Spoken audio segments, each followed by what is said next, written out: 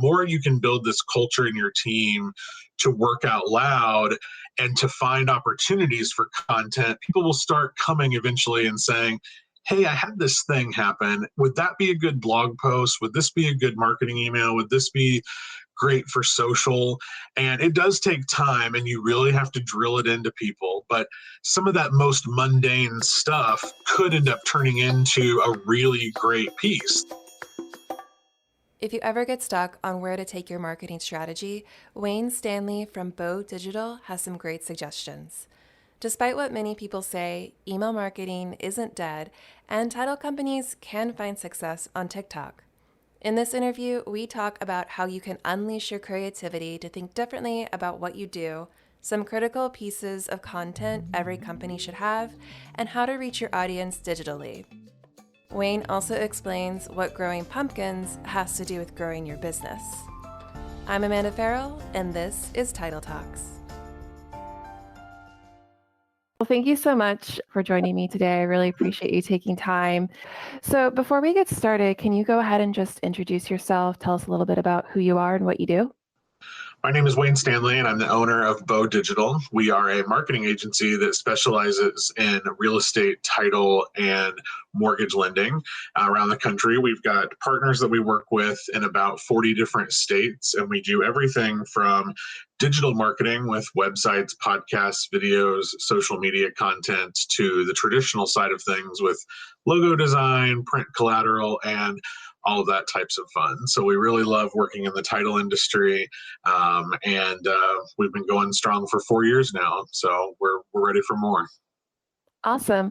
Well, thank you so much for being here and taking some time to discuss marketing and really digging into some of the topics that are super relevant to those working in the title industry.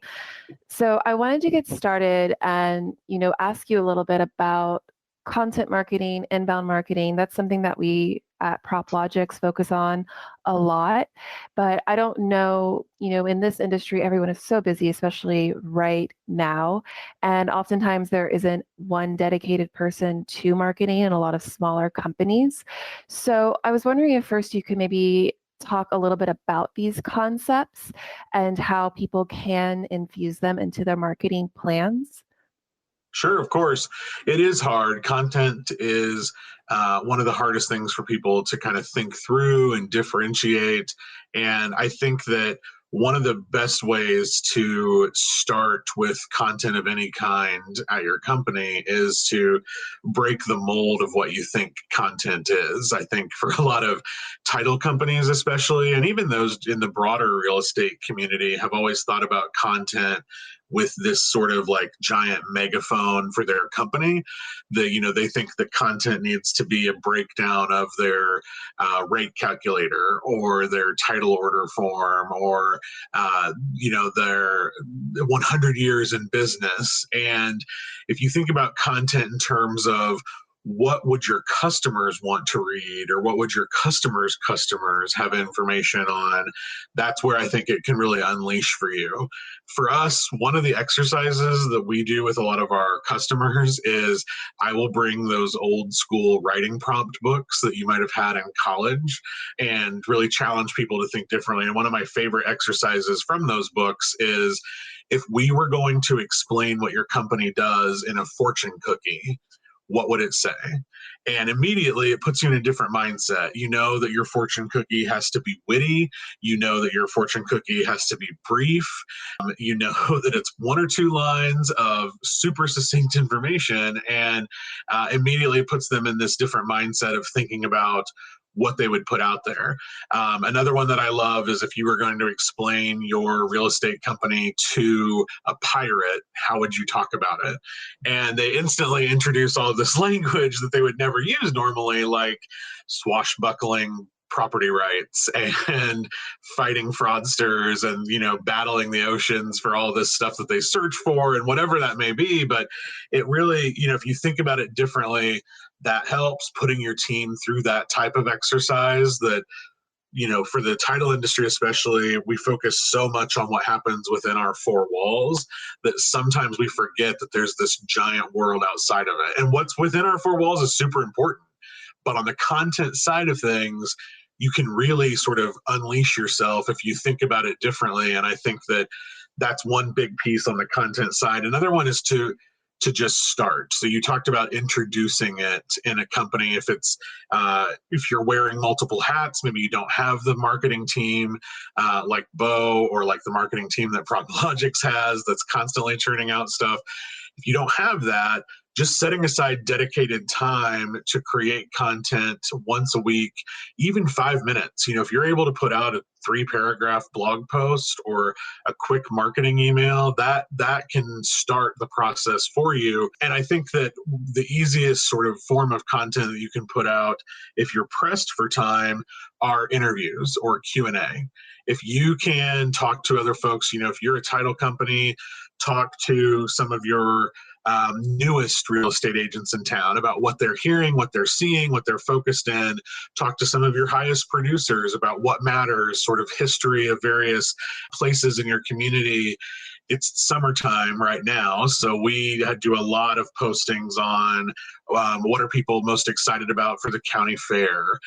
We do ice cream wars, where we have realtors talk about their favorite ice cream shop in town versus another realtor that may love the different ice cream shop. And so you're still putting yourself out there, you're still promoting your company, but you're putting out content that's not constantly Title 101 or Real Estate 101, stuff that resonates with people and is going to get shared more. So my 2 tips would be unleash yourself to think about your content a little differently, and just start by giving yourself 5 minutes a week to create something. Yeah, getting started can be difficult. And I know even for myself, I sometimes get that analysis paralysis where you kind of see all these opportunities and places that you can improve something or really focus in on something. And it can feel overwhelming sometimes, but Uh-huh. just picking one thing and going for it is definitely great advice. I'm also curious to know if you have any specific key pieces of content that you would say a title company absolutely needs to have, like, in their arsenal, their toolbox for marketing. There are a couple of key pieces, and I think one of those for any title company would be, the things that would delay a closing. That's great content that people need to know. People need to be painted a picture for what to expect at closing. So for most of our customers, we recommend that they have a key piece of content for what they're going to have to bring to closing and maybe what they shouldn't. We have one client here in Indiana who has a really great list of things that you can't bring to closing based on things that have been brought previously, like snakes and moving boxes and all kinds of stuff. So you can have fun with that, but definitely painting that picture of what to expect at closing. If you don't do these things ahead of time, this could delay it. That is all good.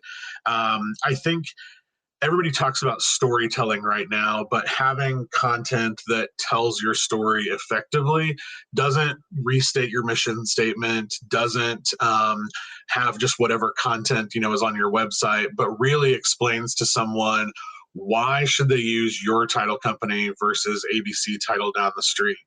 Look at their competitors, look at what other people are saying. If you're all saying that you have great customer service, it might be true, but it still doesn't tell somebody why you versus somebody else. So that's another one. And then to round out kind of the top 3 outside of that, talk to your team that answers the phone, your frontline staff, and ask them what questions they consistently get. I can tell you that one of the biggest questions all of our customers get all around the country is, what's the parking situation when I come to close? It's a small thing, but it matters to people, especially, if they're only buying a house 6 or 7 times in their life, they don't remember this stuff. They're nervous. If they're a first-time home buyer, they want to know ahead of time. They're going to Google Earth it or whatever it might be. And it's a small one, but that's how we build content a lot, is we ask the frontline staff, what are you hearing? What are you getting questions on? Because whatever gives them the most headache means we're probably not communicating it well enough to our customers and colleagues right now. So those would kind of be my top 3, is to make sure you've got the closing piece, the story for your company, and whatever kind of nuanced things like parking and otherwise for customers coming into the office. And you mentioned earlier, for smaller companies to just sort of block out time in order to dedicate to marketing. Is there anything else that you would suggest for those smaller title companies who don't have a dedicated marketing person? Some tips for, maybe staying focused, getting started that's specific to them? Yeah. In addition to, I know sometimes you can make the time, but like you said, Amanda, you can get paralyzed by the analysis of what you're putting on the paper or on the computer screen. And so make it a team effort, involve as many people as you can. I talk about a phrase that I heard a long time ago called working out loud. And in some ways, that's probably, the jargony, like, break down silos and don't work with barriers and everything. But it especially matters for content creation, because the more you can build this culture in your team to work out loud and to find opportunities for content, people will start coming eventually and saying, hey, I had this thing happen. Would that be a good blog post? Would this be a good marketing email? Would this be great for social? And it does take time, and you really have to drill it into people. But some of that most mundane stuff could end up turning into a really great piece. There are a lot of curative title issues that happen, or really unique closing challenges that you could easily relate to pop culture. We had a customer recently who had a situation with the closing that involved somebody bringing precious gems like rubies and other things to the closing. And we related that in a blog post to the Goonies movie, to when they found the gems on the pirate ship at the end. It went really well. And so you may not know that as the person that's creating this. You may not have been a part of that closing, or it may just be yet another one of those stories of something sort of strange that happened. But I think don't only take the time to try and create something, but try to involve as many folks as possible. And I know in a smaller organization that's hard, but if you can get people to wrap their head around that mindset of working out loud, if you are at least aware of it, then you can help steer it into some form of content or marketing as you move forward. I really love the emphasis on thinking about the storytelling aspect of it, and especially, your example earlier of explaining what you do to a pirate, which sounds kind of ridiculous, but it really helps you sort of draw on certain metaphors that might be a little bit more engaging than just the typical sales pitch that a title agent might have for when they're at a party explaining what they do to other people. Right. And I've given two pirate examples now, but we've even done one for, like, if you were going to explain your company to the Keebler elf, then all of a sudden you've got baking analogies and forest and nature and all of that. There's a lot of different directions you can go. The housing market right now is really hot, but eventually things will slow down. So, what are some of the things that marketing professionals in the industry, or people who are in charge of marketing at their company, what can they do right now to prepare for that slowdown? To prepare for the slowdown that is eventually coming, I would say you can't stop. A lot of folks we're hearing right now, they're so busy, they don't want to market. They're like, we can't handle the business that we have. Why would we market? Now is the time to market. Now is the time where you have the room to get a little messy, to try things that you couldn't before, because you do have that volume. So you don't have to be as nervous. If you are thinking about those things when the volume starts to go down, you're not going to have that same appetite to experiment, to try new things, to go after new business. You're going to be hyper focused on getting as much business from your tried and true customers as you always have. So I always tell folks, that you want to market more now. Yes, it's going to make things busier, but you want to start building those relationships and having those discussions, putting yourself out there, so that when the market starts to dip, it's less of a steep decline for you. If you can raise the bar even more now, when it goes down, it's still going to be above where it might have been, which is only going to mean, good things for your bottom line. But I think that, that would be one tip, is to not stop. Another one would be to really focus on those new customers, people that you've wished you could get business from for a long time now, as so much has opened back up post-pandemic, people have a very different mindset than they did a year ago. And you may have, whether a salesperson or a marketing person or both, you may have had lots of conversations over the last year via Zoom with these people, but whatever you can do to try and reconnect and think about how do you bring new business in, even if that's one order a month, one order at a time, how do you do that, and figuring out what matters most. And people always ask, how do we know? You got to ask them. You got to talk to them about what matters most. And just because they're new to you doesn't mean they're new to the industry. So they may have super specific needs, wants, concerns that you have a specific skill set for that you could match. So have those conversations, because now is the perfect time to be thinking about new business. I know that might stress out your closers and title searchers and everything else, but it's the only way to make sure that that downtick doesn't affect you in quite as negative a way as it might.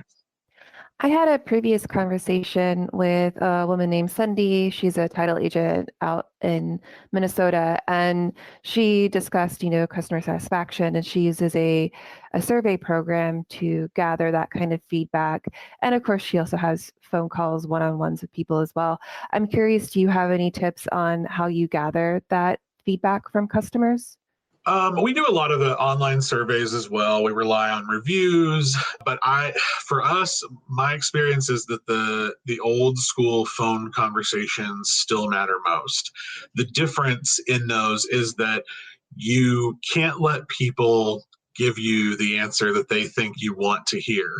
You have to really think about what are they saying? So if somebody says that they appreciate your customer service, you can't let them in there. What does that really mean? Do they appreciate the hours that you have, the office locations, the parking? For some people, it is the cookies or the coffee. If somebody says that they value your communication the most, what is that? Is it how often you communicate, when you're communicating, how the actual vehicles that you use for communication? Don't let them give you sort of the most vague answers. You've got to pinpoint it a little bit more there.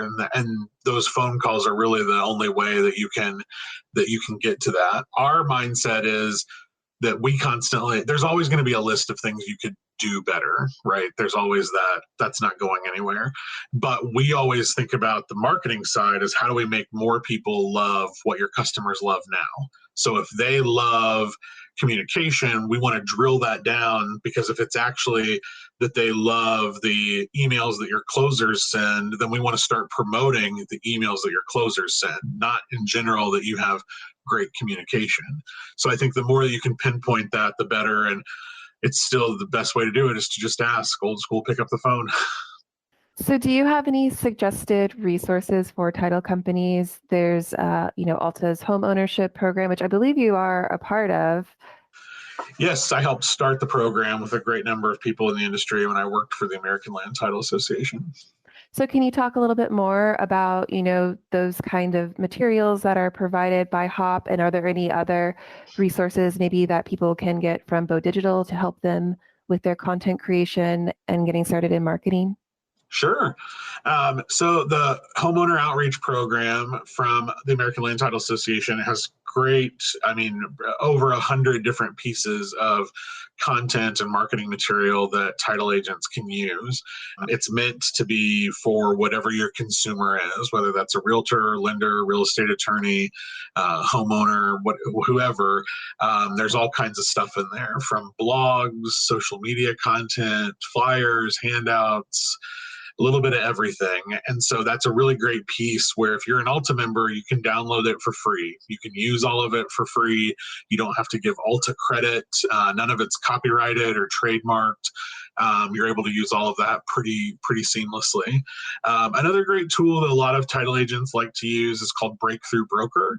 It's primarily built for real estate agents, but Breakthrough Broker has a number of pre-canned kind of library content that you can use to target real estate agents, or that real estate agents can use to target buyers and sellers, which is obviously always top of mind for them. Another one that I think people don't lean on enough is vendors in the industry, like PropLogix, like Bowe Digital. We're all putting out more content than ever before in what we do. The title production software companies all have blogs and ebooks and all kinds of stuff that they put out. There is so much information available that you don't have to recreate the wheel. I say all the time that you can be a thought leader for your customers without having to be an expert. So for me, that means that I can introduce someone to an idea about automation or artificial intelligence and not actually be doing it myself. Or as a title agent, I can share an article that talks about how to use Facebook Live for open houses this summer, but we're not actually doing that at our title company. But I can share that idea and give them some ideas of how they might utilize that without having to be an expert in it. And so if you think about your content and what you're sharing that way to try to make your life easier, there's so much happening in the industry content-wise that you should partner up like we are right now and really think through what already exists and how can you put your own spin on it. We saw that so-and-so posted this, here are our thoughts. And sometimes it's good to even challenge it. If somebody put out a piece about how the future of marketing for a realtor is on Instagram, maybe you put a blog out that says in your market, you still think that people have to use Facebook or LinkedIn or Twitter, or who knows what. Sometimes that can be a little more edgy in what you're doing, but that's another great resource that a lot of people don't think about. They think of their vendors as specifically for them, but the content that's out there could be great to be shared regardless. Yeah, that's a great point. A lot of the content that we put out, I know that Bowe Digital puts out as well. It's there to get engagement, to get responses. And so to your point about, if you disagree with some concept, that's okay, because that's part of the conversation that we want to have, right? We want people to share something and be like, this is an interesting point, but I have a different point of view and here's why. And having those kind of conversations is really great in every industry. Now, there's an important distinction between maintaining good relationships with your clients or client retention versus closing new deals for marketing and sales teams. So can you talk a little bit about applying a growth mindset to the title industry and the marketing professionals within it?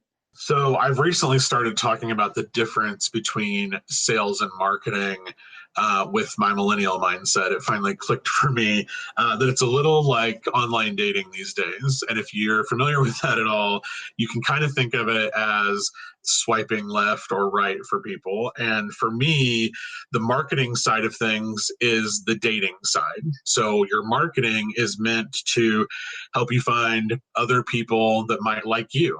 The relationship side is the sales piece. That's when you've swiped right, you're interested, you're in, you're good to go. And that's hard for a lot of companies to kind of differentiate. There is a difference there.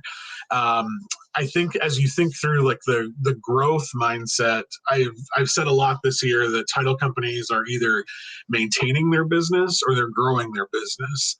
And sometimes people see the maintenance side. They say, we're happy with being a 2-county operation with 3 staff and we close 20 orders a month. And that's great. But maintaining that doesn't mean that you're inactive. So even if you don't have the growth mindset, if you're not acquiring, merging, moving into new states, adding staff, really going after a great number of new customers, even if you're not doing any of that, you still have to be active in what's happening out there. And that's the real difference between growth and maintenance. And I think, applying that growth mindset in your title company looks a little different to everybody, but one of the big things to consider is, what does your business look like in 3 years? And you can't, as a title industry, we do a lot of but if, maybe, it depends, especially in terms of the housing market ebb and flow. You can't think about any of that. Just assuming that business is the way it is today. What do you want the business to look like in 3 years? And, that might involve a number of SWOT analysis, which is strengths, weaknesses, opportunities, and threats. That could look very different for every team, but figuring out, and maybe the company looks very similar to what it does now, but that's a conversation that you have to have. I think if you've decided that you're going to grow, if you're going to dominate, you're going to start acquiring new businesses, you're going to really go after new business while continuing to serve your legacy customers, you have to have a real plan in place, a plan that everybody knows about and that everybody can have some buy-in on in terms of how are you going to accomplish that. It's one thing to constantly, I think a lot of organizations say that they want to grow, and then they have a couple of cheerleaders on the team that constantly talk about it and push for it. But if everybody doesn't know the concrete action steps that you're going to take to get there, that's where it can fall apart. And so a growth mindset means that you're all in on this. It's not a growth cheerleader or a growth enthusiast. I say that a lot in the industry, that we have a lot of growth enthusiasts, but not always people that really have the mindset shift where they've got a plan in place to accomplish that. Because going from a two county operation to a statewide, or a one state operation to a multi-state operation doesn't happen overnight. And you have to have a lot of pieces in place, not just on the marketing side, but operationally and everything else that you have to consider. And if everybody's not involved in that mindset, it's very easy to just fall back into your own ways and sort of shift back into maintenance mode. And that's not really what you want. So as companies try to expand into new markets and reach new customers, what do companies need to keep in mind to appeal to their new audience? I think that one of the biggest challenges for title companies right now, even if it's not a new market, is this difference in customer expectation. And I kind of talk about it as legacy customers that you've had for a very long time that maybe still have 5 to 7 more years of business left to give, versus customers that have been in the business for 2 to 3 years. Their expectations for the closing experience and all of that look very different. They value technology and security and all of the investments that you're making as a title company very differently. So keep that in mind for when you move into these new markets and you're looking at new audiences. I think that the biggest hurdle for a lot of folks is to come in with confidence and experience, but not arrogance. I think a lot of title companies make the mistake of saying, well, we've been in business in Indiana for 25 years. Why? Of course we can come into Florida and do business now. We close 100 orders a week in Indiana. This is the exact same. Everybody, like most things in life, we all want to know what's in it for me. We all feel like my experience, my perspective is so different than anybody else's. Whether that's true or not, perception is reality.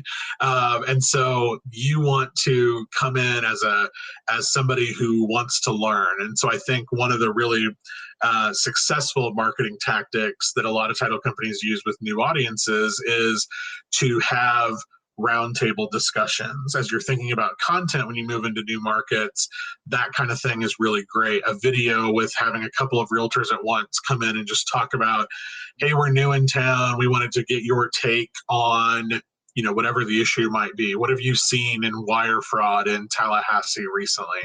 What are you seeing with, what technology have you seen kind of have the biggest bark but the littlest bite over the last 12 months in Orlando, or wherever this stuff might be? Getting their interaction kind of shows that you're a team player. They're more likely to start listening to you right away because you're playing to their vanity a little bit by making sure that they're involved. But I think that balance of experience with, we're here to learn, we're ready to, we can serve you, but we don't know everything, I think goes a big way to appealing to those new audiences.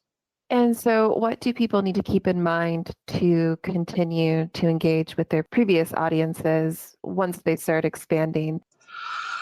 Yeah, that goes back to that customer expectation piece. You have to continue talking to those folks. You have to give a little bit of assurance that while things are changing, the way that they still love to do business will still be there. And that's hard because maybe it won't be.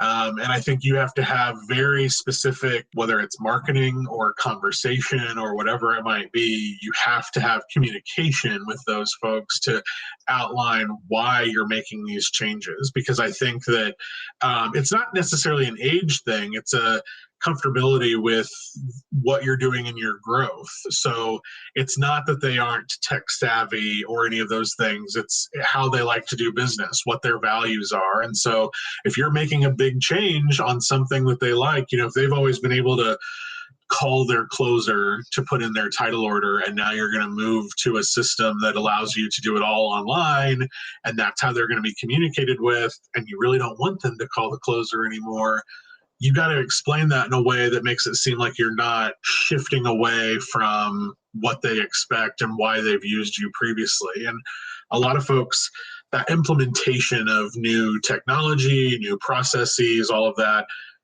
it takes more communication than I think people realize. And so as you move into new markets, the same is true.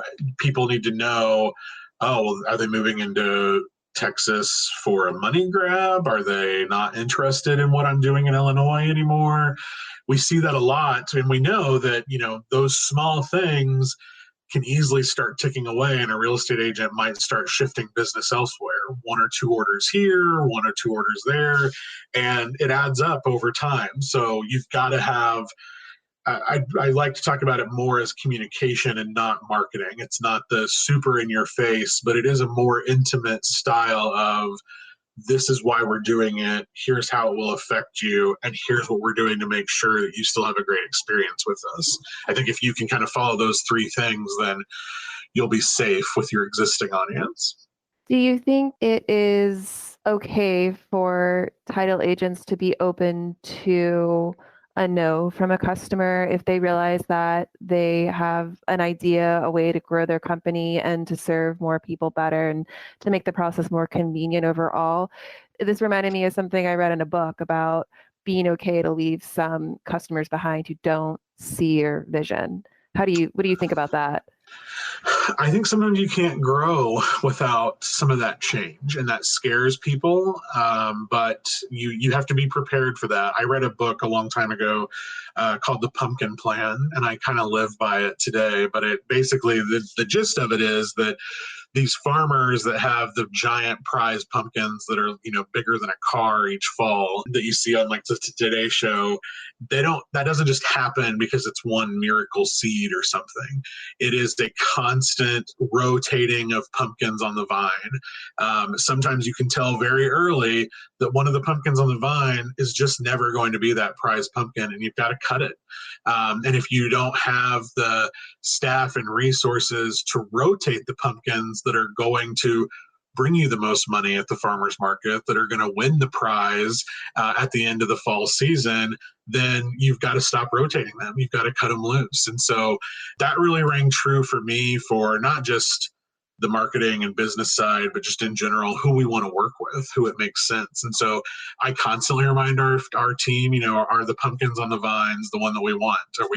Are we spinning dead pumpkins right now? And so I think that you do have to have that conversation to think through, if we end up losing their business, is the end goal of where we're trying to get in our growth, is that part of the process? And sometimes that's okay, but you have to know that that's the case. And I think especially internally, set that expectation. Otherwise, your team will lose their minds trying to service both, not knowing that you're totally okay with them not wasting time on somebody that's not going to be a long-term customer anymore. I agree for sure. And I love your metaphor there about the pumpkin growing. That's great. I love that book. I'll have to check it out. This is a question that I sort of asked to Daryl Turner as well. From the sales perspective, I wanted to know, how does he coach sales reps to differentiate title insurance policies from other title insurance policies? Because most of them are underwritten by the Big Four. what aspects of title insurance should companies hone in on to create a value proposition that differentiates them from the competition? I know earlier you mentioned customer service is something that people talk about in every industry, I think, and say we have great customer service, the best customer service. So is that really a value proposition to focus on? What can people say with certainty that this is a great reason to work with my title company? That's a great question. I think a lot of people put a focus on, as far as the title insurance itself goes, an enhanced policy versus a standard policy. Sometimes, in some states, it's way more custom to always offer the enhanced, and they don't do the standard as much. Or some underwriters have, small variances there as far as the policy goes. But our experience and our recommendation to most is to not necessarily lean on the insurance product, because it is the same virtually, for most of these companies. Some of the exceptions and all of the other nerdy sort of title jargon might be slightly different, but to the consumer, a lot of that protection is perceived to be similar. So for when your real estate agent is trying to decide who to use for their customer, you've got to lean in on, other pieces of the business. And for us, it's the human side.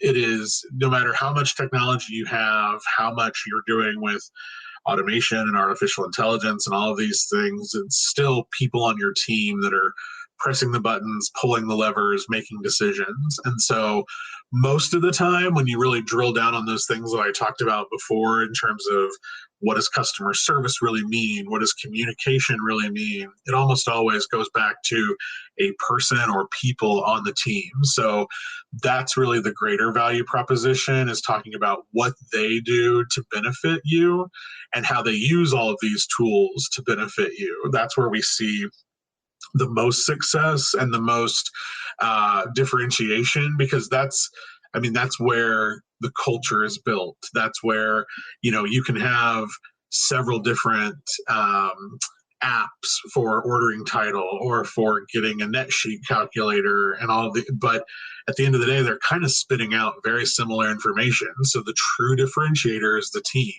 And we go through that for everything that we do, from their social.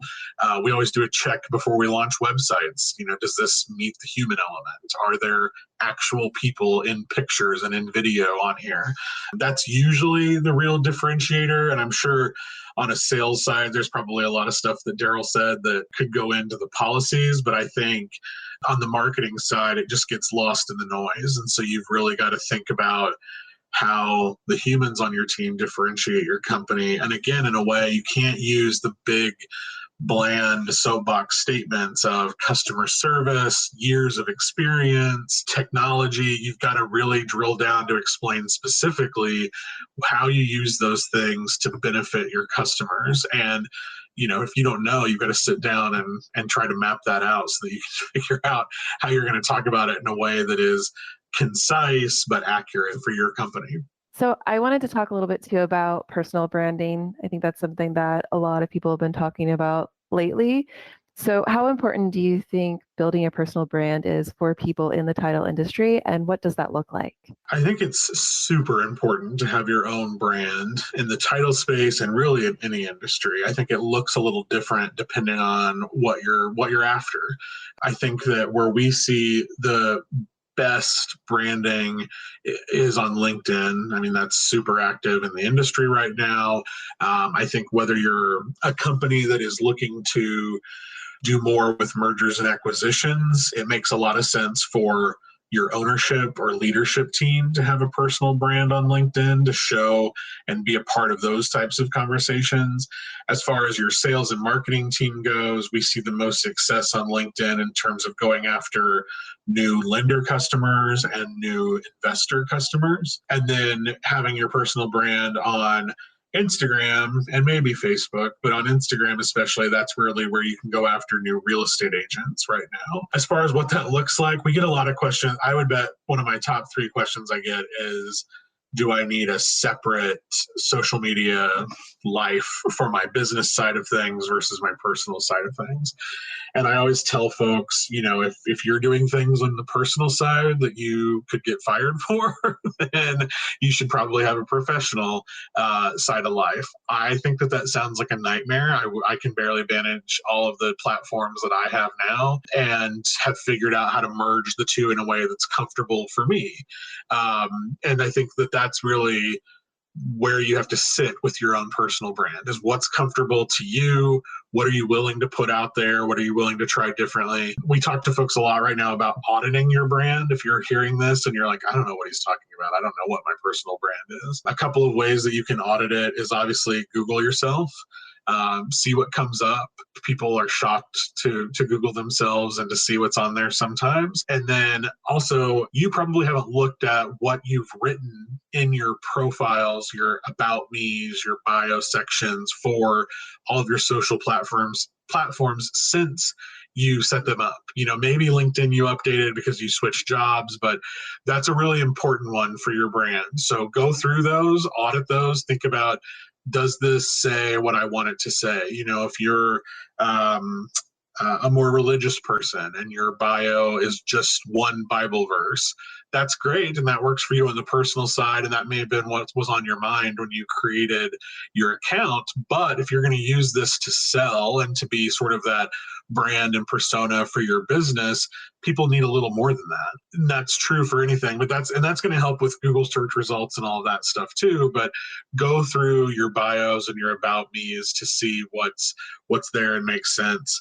Everybody should have a professional headshot. I saw a couple of title companies this week actually that did stories asking if somebody had a professional headshot. And it still blows my mind that in 2021, lots of people don't. They use, whatever photo was taken like at the summer barbecue, and they try to crop out the Solo cup in their hand, and that doesn't count. And that, for your brand, that kind of super low-key casual vibe might be great, but still you want a professional headshot that you can give if somebody wants you to talk, to be on a webinar or podcast, or in general. It just elevates what you're doing that much more to look a little more polished. And then I think that you've got to have some sort of interaction and engagement. You can't be a lurker. There are lots of people in title.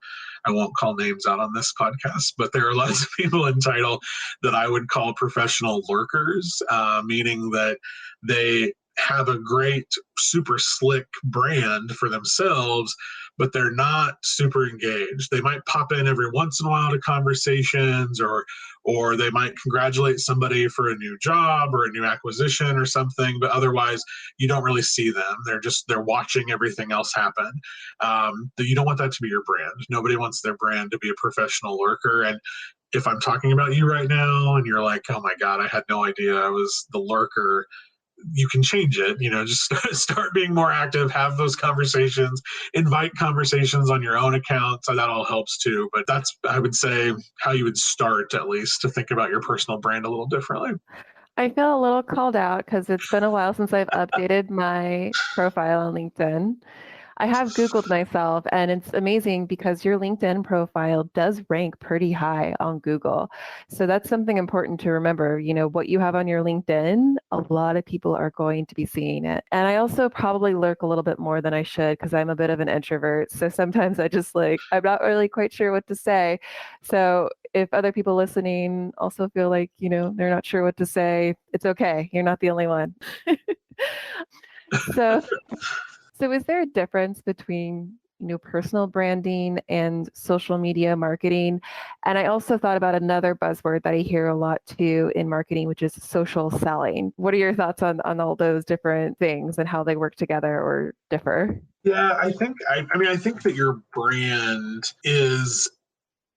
it's a piece of social media marketing for sure, but it's not everything. I think that the difference really for me is that social media marketing is just that. It's marketing your company or yourself on social media, but your personal brand may go beyond that. I tell folks all the time that just because you're doing really well on all things digitally for your company doesn't mean that you can forget the old school. You still have to network and build new relationships and go to those in-person events and That may mean less of like the golf course type outings and things like that these days, but being that resource for people matters. And I think your brand goes into that, and you may be talking more about that on social. There are definitely blurred lines there, but I think that that's the main difference for me. The social selling piece is something that it is definitely a buzzword right now. I think that that's a little bit more on the sales side. And I think that, for a lot of people, that involves a variety of different things that your company may or may not have access to. Social selling is when you're using data and social listening. You are lurking a little bit. Social listening is when you're looking at what kinds of conversations people are having on your local realtor board LinkedIn group or your local mortgage bankers association, that kinds of things. People that are looking at what the competition are doing, creating content, sharing that, and it's a whole sort of web of things that go into social selling that I think a lot of us are doing it. We just may not have that tagline for it. But I think if you are doing the things we talked about previously in terms of listening to your customers, asking them questions, but then also putting yourself out there to engage with them a little differently on their turf, I think that you're on the right path for the social selling piece. Do you have any favorite social media tools that you use? I mean, I love Instagram and Instagram stories. I think that they're fantastic. And if you've got to pick one thing, that's what you should be doing. As far as a tool, I mean, our go-to tool for just about everybody is Canva. I think it's the easiest way for an organization with limited resources or budgets to be able to create and sort of keep up with the Joneses sometimes. I think people originally thought of Canva as sort of like a knockoff graphic design tool, but it's grown so much. It has so many tools that you can utilize now for companies of any size, really. And it's got great templates, and so it's a one-stop shop for a lot of people. So that's a favorite as well. And then it's not necessarily a tool, but I often tell people to use these apps for what they're best at. So if you want to start doing more Instagram stories, we tell a lot of our customers that you should actually record your stories on Snapchat because they have better editing tools like stickers and filters and text and music and all of that. Record it, create it there, save it, and then move it to Instagram stories. Snapchat probably hates that we use it as a more of a producer rather than an actual platform, but it works really well. So use those types of things. A lot of people, I mean, you'll see reels are really engaged with on Instagram, and a lot of them have the TikTok logo on there because people will create a TikTok video and then put it on Instagram reels to be viewed. So use the apps for their strengths and then use that to share your content. And it's not a tool, but we do love TikTok around here at Bowe Digital. I think everybody has their own favorite accounts. And a lot of people think of TikTok as this, it's dancing and it's the viral crazes, but there is a whole community for education on TikTok. And not just education, but information. And so there are a lot of mortgage companies that are selling or that are sharing great information on TikTok. There are a lot of realtors that are having great information on there. And there's a space for title companies to get involved. So I think it's a tool that you'll see a lot of growth in the future.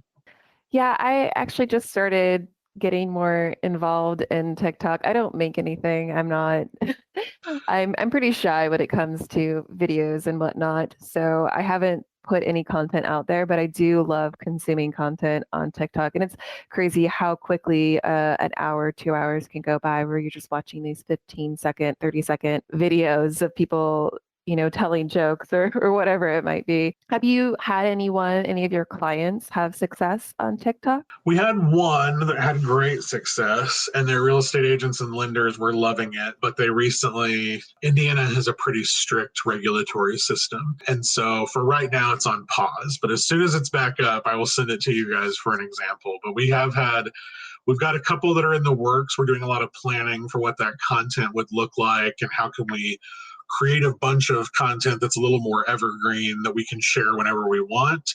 We're going through that planning process now, but the one that was doing it actively, they were getting a lot of attention from new customers in the lending and realtor space. So it can work, but it's on pause for right now. That's so sad to hear. I hope it comes back. Me too. It was so much fun. What are some other great tools available to title agents to help them with marketing? I think a lot of title agents are afraid of email marketing. They're not sure where to start. They're worried about spamming people. It's still, for as much press as it gets, email's dead, all of this stuff. It's still one of the best ways to market and communicate to people. The best tools that we utilize are sites like MailChimp and Constant Contact. A lot of title agents aren't sure where to even get a list, and you can start with your customer list from your title production software and give people the opportunity to opt out of those emails. Some people try to remove that, and that's not something that you're allowed to do, but that's one for a lot of folks that we try to tell them that they should be thinking about. A couple of other tools that we really love are some of the apps that allow you to embed video into your emails. So apps like BombBomb or Hippo or Warm Welcome are three of them that allow you to record a video and throw it in your email. I can say that we probably get a 70 to 80% open rate on emails that include those types of videos, where it turns the video into a GIF. People feel sort of a need to respond to those videos because they think that we've taken that much more time to say, hey, Wayne, really hope you're having a great day. Are you going to sign that contract? And people are much more quick to respond to those. It's easier for us. We feel like it's faster. Like we were talking about at the very beginning of this, we're not agonizing over what we're typing in the email. We're just saying our message and sending it out. So those perform really well. I would say another one right now for a lot of folks, this goes into something you and I have chatted about a little bit previously, but would be chatbots. Really consider a chatbot on your website or by using some of the chatbot features on Facebook Messenger. Those are really good ones that everybody's sort of used to those tools now. If you're going to pay your Verizon bill or you're going to interact with Whole Foods or 1-800-Flowers online, they all have chatbots and you're used to it. And it can answer some of those questions that you get all the time without having your team have to do it, or allow people to ask those questions after hours. That's kind of the next phase of tools that I think people are going to get into with their marketing in the title space. Is there anything else that you wanted to mention before we end the conversation today? I don't think so. I guess the one thing I would tell folks is that I know a lot of this sounds like a lot of homework. People think about their marketing as, I always say, it's that one Post-it note that gets moved to the next, to the next, to the next, because so much of your business, it takes time. And so whether you hire somebody like Bowe Digital or you hire somebody internally or part-time or whatever that may look like for you, you have to have time to think about how you're going to talk about your business, because if you're not talking about it, nobody else is going to. And so, like I said at the very beginning of this conversation, we do a great job in the title industry of talking within our four walls, and we don't do enough externally outside of that. And so if you're not doing it, there's nobody else that's going to do it for you. So you've got to get started or reinvigorate or whatever that may be for you. You have to start now for sure. Well, Wayne, thank you so much again. I really appreciate your time, and I hope you have a great rest of the day. Thanks, Amanda. You too. And thanks to PropLogix for this. If you want to learn more about chatbots, the difference between AI and automation, and how the title industry is leveraging the latest marketing technology, join me and Wayne on August 19th at 3 p.m. for our webinar presentation, Leveraging Automation and AI in Marketing. You can go to proplogix.com/webinars to register. Title Talks is produced by PropLogix and myself. Original music is by Cole Sando. Original graphics are by Jordan Norris. Until next time, happy closings.